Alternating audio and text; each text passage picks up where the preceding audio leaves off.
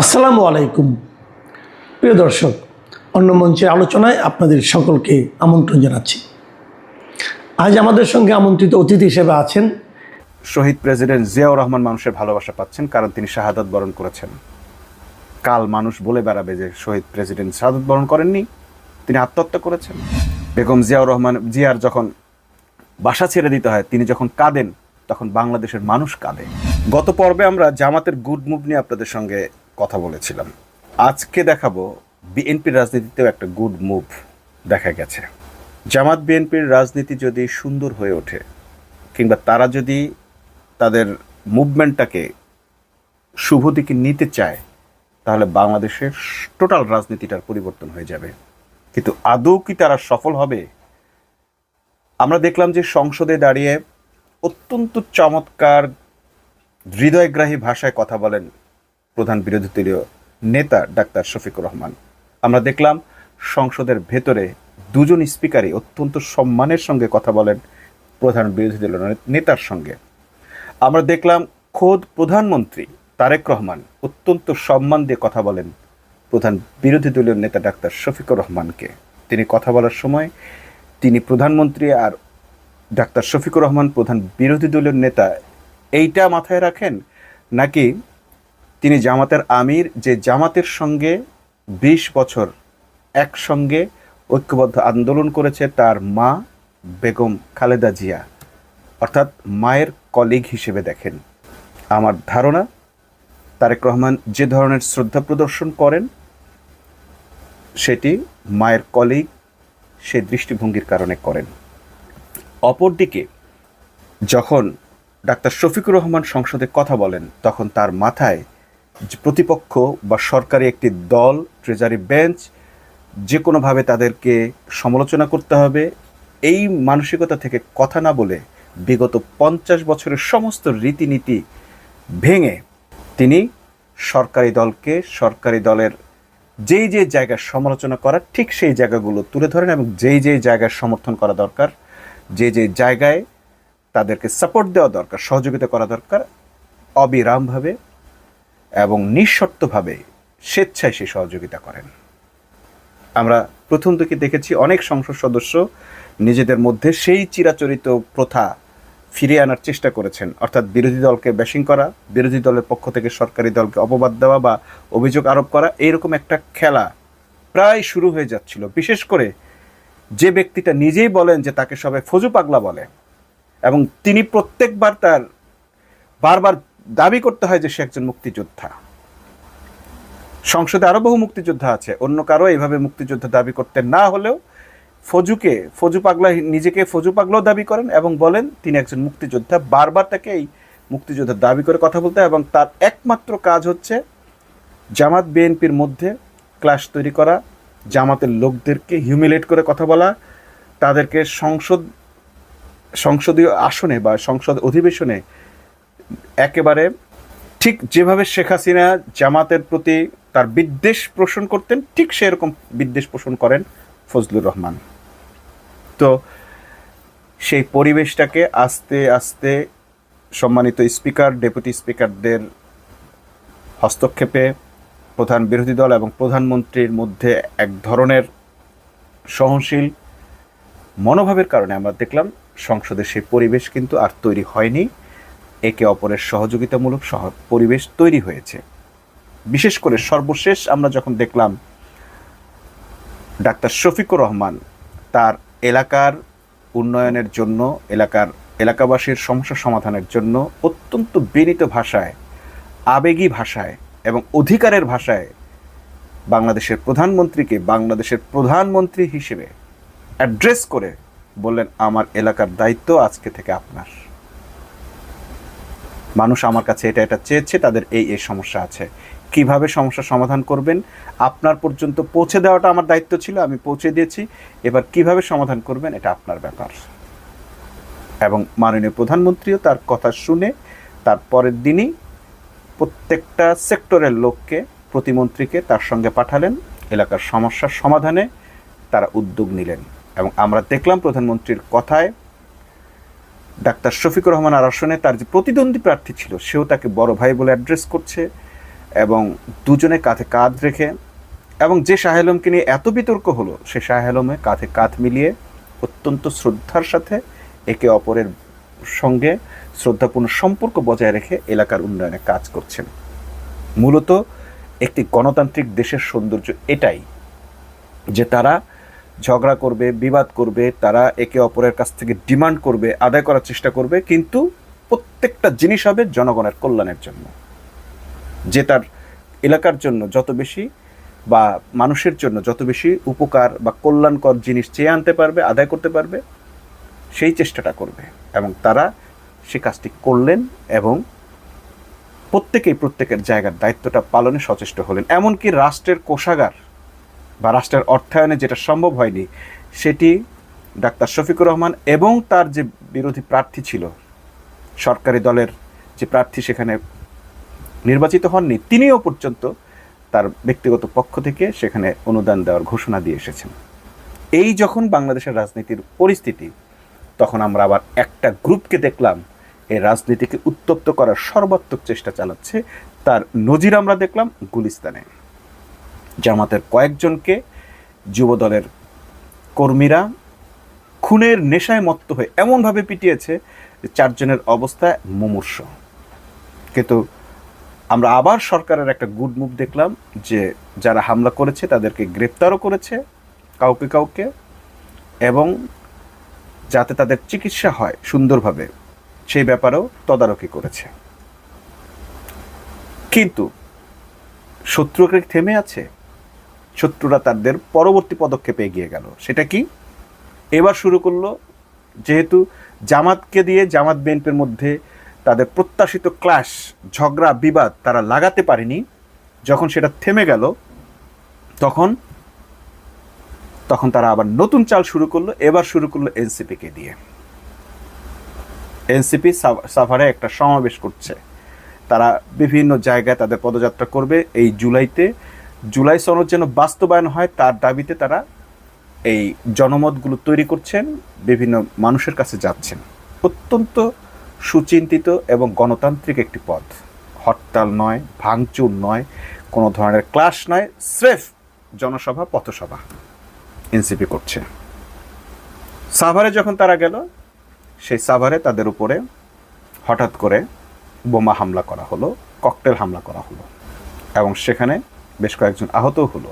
কিন্তু ষড়যন্ত্রকারীরা বিএনপির কর্মী সেজে, বিএনপির অ্যাক্টিভিস্টদের যে প্রতিষ্ঠিত পেজগুলো আছে সেই পেজগুলো থেকে এনসিপির বিরুদ্ধে একদিকে হামলা করলো, আরেকদিকে আবার তাদের বিরুদ্ধে অপপ্রচার শুরু করলো, বলা শুরু করলো যে এটা এনসিপির নাটক। এই ধরনের কথা কখনো সত্য হলেও বলতে নেই। কেন বলতে নেই? আজকে আপনি এনসিপির অনুষ্ঠানে বোমা হামলা হলে সেটা যদি নাটক মনে করেন, কালকে তারেক রহমানের সমাবেশে যদি বোমা হামলা হয় সেটাকেও মানুষ নাটক বলবে। এবং এটা ধরে রাখেন, তৃতীয় একটা পক্ষ আছে যারা বিএনপির সমাবেশেও হামলা করবে। এই এনসিপির মিটিংয়ে যারা হামলা করেছে তারা বিএনপির মিছিলও হামলা করবে, আগামীকালই হামলা করবে বা তারপরের দিনই হামলা করবে, যেন সারা দেশের মানুষের মনে হয় যে এই হামলাটা এনসিপি করেছে। আপনারা নিশ্চয়ই জানেন সেই গল্পটা, হিন্দু মুসলমানের মধ্যে দাঙ্গা কিভাবে লাগানো হতো। হিন্দু বাড়িতে গরুর গোশত ফেলে আসা, আর মুসলমানের বাড়ির সামনে, মসজিদের সামনে, বাড়ির সামনে শূকরের মাংস ফেলে আসা। এই কাজটি শয়তানরা করত এবং উভয়ের সঙ্গে বিবাদ লাগাতো। ঠিক সেই কাজটা করেছে এবার এই তৃতীয় পক্ষ। বিএনপির এস্টাবলিশ বা এতদিনকার পরিচিত প্রতিষ্ঠিত পেজগুলো থেকে এনসিপির বিরুদ্ধে যা তা প্রচার করা হলো, নাটক বলে প্রচার করা হলো, ভিকটিমদেরকে ব্লেম দেওয়া হলো। কিন্তু সরকার কি করেছে? ঠিক সেই মুহূর্তটা এনসিপিও সরকারের উপর বিষোৎকার করতে বাধ্য হয়েছে। এনসিপির সমর্থকরা, জনগণ, মানুষ, অন্য যারা এনসিপিকে পছন্দ করে কিংবা যারা এই ধরনের হামলাকে অপছন্দ করে, তারা সবাই বিএনপি সরকারের উপর ক্ষোভ ঝেড়েছে। কিন্তু সরকার অত্যন্ত ধৈর্যের পরিচয় দিয়ে তাদের অ্যাক্টিভিস্টদের মুখে থুতু ছিটিয়ে দিয়েছে। তাৎক্ষণিক সেখানে পুলিশ প্রশাসন ব্যবস্থা নিয়ে যাদেরকে গ্রেপ্তার করেছে তারা দুজনই যুবলীগের কর্মী। এদিকে ভারতের প্রতিষ্ঠিত মিডিয়াগুলো, ভারতের টাকায় চলা, রয়ের টাকায় চলা বাংলাদেশের কিছু মিডিয়া এবং অ্যাক্টিভিস্ট এই ধরা পড়ার ঘটনার আগেই এনসিপির কর্মী ধরা পড়েছে, এনসিপির কর্মী হ্যানত্যান দিয়ে ফটো কাট করে নিউজের নামে ফটো কাট প্রচার করতে শুরু করেছে। এরা হচ্ছে পরিস্থিতি ঘোলাটে করে। সরকার সে সুযোগটা না দিয়ে দুজনকে গ্রেপ্তার করলেন এবং দুজনেই যুবলীগ কর্মী।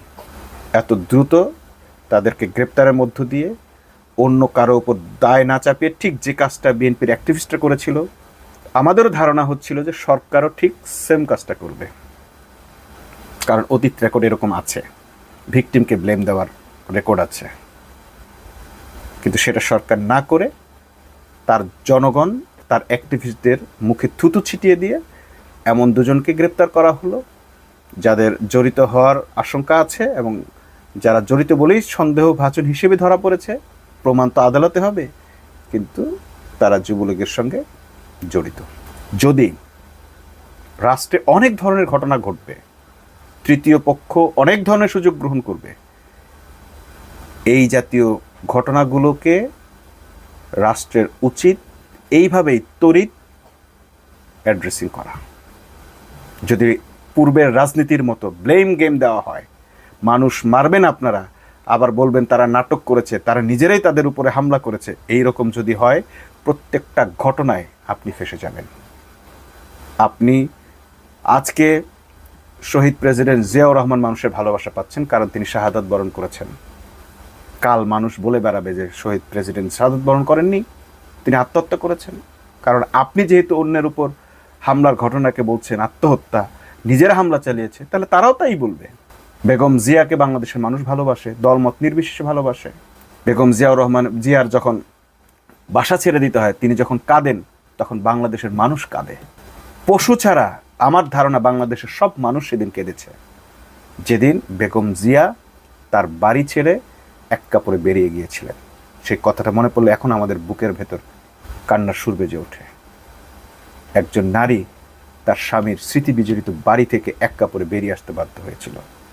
কিন্তু আজকে বিএনপির অ্যাক্টিভিস্টরা যখন অন্য একটি দলের সমাবেশে হামলা হয় আর সেটাকে নাটক বলে, তখন এই অ্যাক্টিভিস্টরা আবার পাল্টা বলতে বাধ্য হয় যে তাহলে বেগম জিয়াও সেদিন ওটা নাটক করেছিল। তাদের মনের বিরুদ্ধে গিয়ে তাদেরকে এই কথা বলতে হয় প্রতিপক্ষের কারণে।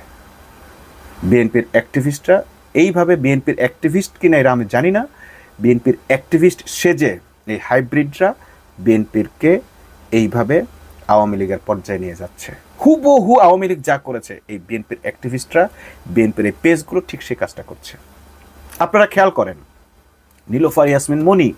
নীলোফার চৌধুরী মনি, সে হুট করে মিডিয়ায় বলে দিল যে পুলিশের হাতে স্নাইপার ছিল না, অথচ আমাদের কাছে সমস্ত তথ্য প্রমাণ আছে। 1920, 21, 22, 23 পর্যন্ত কয়টা করে স্নাইপার পুলিশ কিনেছে বাংলাদেশের। সমস্ত ক্রয় রসিদ, ক্রয় টেন্ডার, এগুলো পত্রিকায় প্রকাশিত হয়েছে। পুলিশ যে স্নাইপার কিনেছে সেই প্রমাণ আছে। আর নীলুফার ইয়াসমিন, পুলিশ যে গুলি করছে তার প্রমাণ আছে। গুলি করা অবস্থায় তাদেরকে ছাদ থেকে ধরে পিটিয়ে মেরে ব্রিজে ঝুলিয়ে রাখা হয়েছে, সেগুলোর প্রমাণ আছে। কিন্তু নীলুফার চৌধুরী ঠিক শেখ হাসিনার ভাষায় বললেন পুলিশ স্নাইপার ব্যবহার করেনি। তারা বোঝাতে চেষ্টা করেছে অন্য কেউ গুলি করেছে। পুলিশ যে সরাসরি গুলি করছে, আবু সাইদের বুকে যে পুলিশ গুলি করেছে, নীলুফার চৌধুরী মনি কি এটা অস্বীকার করতে পারবেন?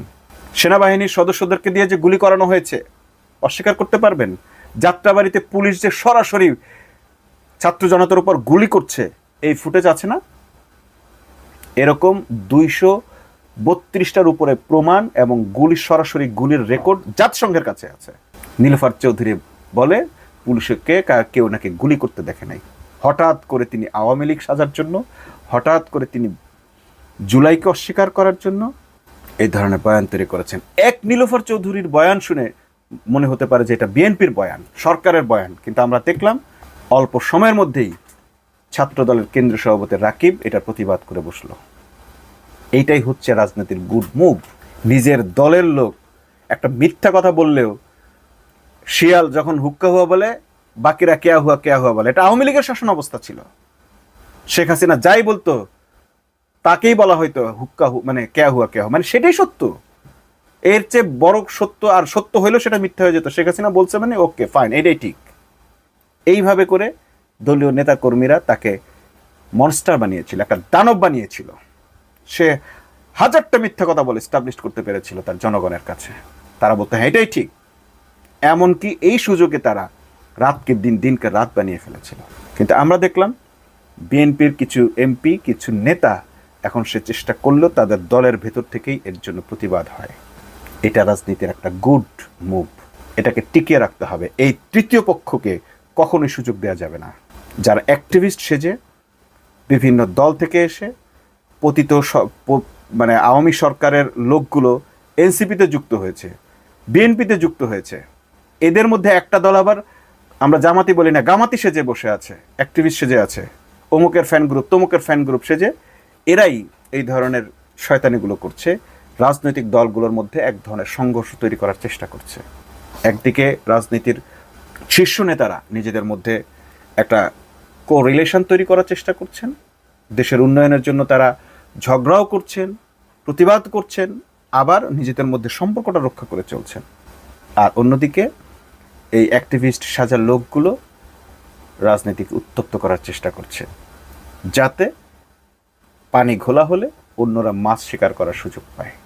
এর কারণ হচ্ছে বাংলাদেশ থেকে কয়েক লক্ষ কোটি টাকা পাচার করা হয়েছে। এই টাকা দিয়ে এই অ্যাক্টিভিস্ট ভাড়া করে কেউ বিএনপি কর্মী সাজতেছে, কেউ খালেদা জিয়ার ফ্যান সাজতেছে, কেউ তারেক রহমানের ফ্যান সাজতেছে, কেউ সবার আগে বাংলাদেশের মতো নাম দিয়ে পেজ চালাচ্ছে, কেউ নীলোফার চৌধুরীর মতো মানে এমপি সাজতেছে, কেউ হুজুর সাজতেছে, কেউ জামাতি সাজতেছে, কেউ কি বলে ডাক্তার শফিকুর রহমানের ফ্যান সাজতেছে, ডাক্তার শফিকুল ইসলাম মাসুদের ফ্যান সাজতেছে।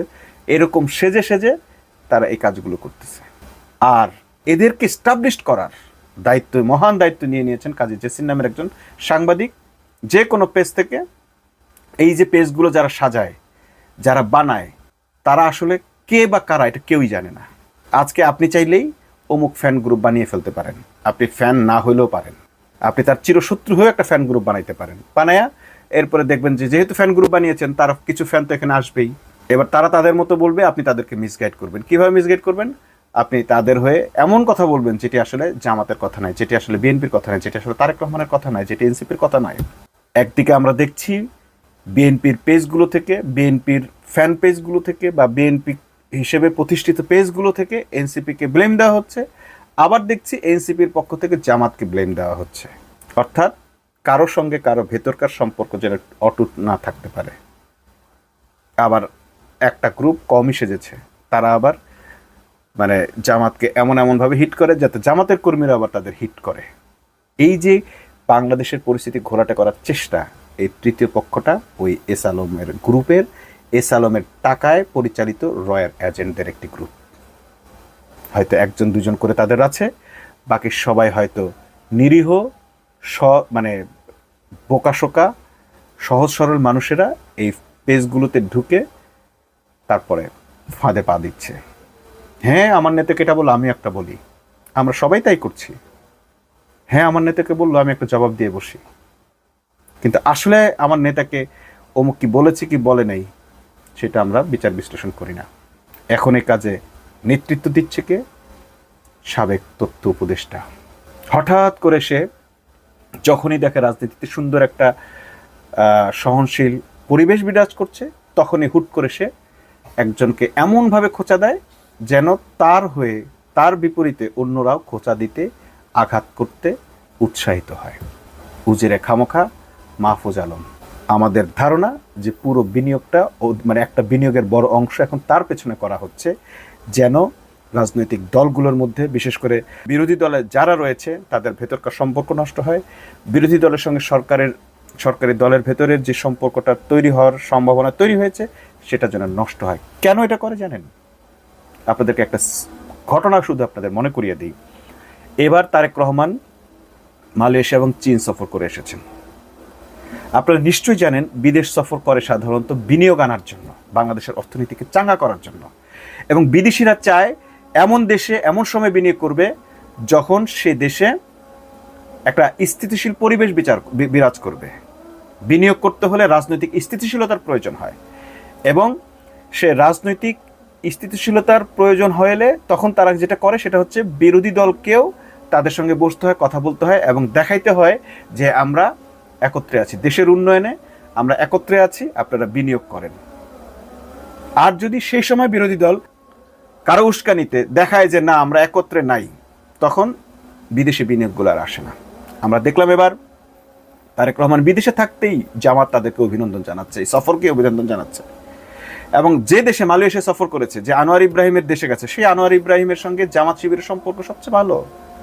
শিবিরের 1979 সালের সদস্য সম্মেলনে এসেছিলেন, মেহমান হয়ে এসেছিলেন আনোয়ার ইব্রাহিম।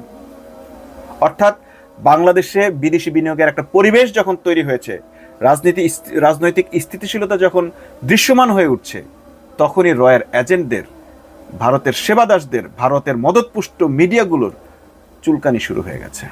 তারা এমন একটা পরিবেশ আছে প্রমাণ করতে চায় যেন এখানে বিদেশি বিনিয়োগ আসতে না পারে, এখানে রাজনৈতিক স্থিতিশীলতা তৈরি হয়েছে, এটা যেন বিদেশিরা বুঝতে না পারে। এমনকি আমরা দেখলাম আমেরিকার জাতীয় দিবস পালন নিয়েও এখানে এই চুলকানিগুলো একদল করেছে। কেউ না বুঝে করেছে, আর কেউ ফাঁদে পড়ে অন্যের ফাঁদে, অন্যের উস্কানিতে পা দিয়ে করেছে। অবশ্যই এসবের ব্যাপারে সতর্ক থাকতে হবে বাংলাদেশ সবার। আপনি সরকারের সমালোচনা করবেন, সরকারের ভালো দিকের প্রশংসা করবেন, আপনি অবশ্যই চাইবেন যে আপনার বিদ্বেষ প্রচারের কারণে, আপনার বিদ্বেষের কারণে যেন বাংলাদেশ ক্ষতিগ্রস্ত না হয়, বাংলাদেশ নামক রাষ্ট্রটি কোনোভাবেই যেন ক্ষতিগ্রস্ত না হয়। বাংলাদেশে যদি কয়েক হাজার কোটি টাকার বিনিয়োগ আসে, এটা বাংলাদেশের রাষ্ট্রের জন্য উপকার। আমরা একদিকে বিনিয়োগ আনার চেষ্টা করব, অন্যদিকে চেষ্টা করব যেন এই বিনিয়োগের টাকা পাচার না হয়ে যায়, দুর্নীতি না হয়, বিনিয়োগের একটা সুন্দর পরিবেশ তৈরি হয়। এবং এই বিনিয়োগের সুন্দর পরিবেশের জন্য চাঁদাবাজি দমন করা সবচেয়ে জরুরি। আমরা জামাতকে দেখলাম সেই চাঁদাবাজি দমনে তারা রাস্তায় জীবন প্রাণ দিয়ে লড়াই করছে। সরকার যদি আরেকটু স্ট্রিক্ট হয়, বাংলাদেশ থেকে চাঁদাবাজি নির্মূল হয়ে যাবে। আমরা সরকারের কাছেও সে প্রত্যাশা রাখছি। আজকের মতো এখানে, আল্লাহ হাফেজ।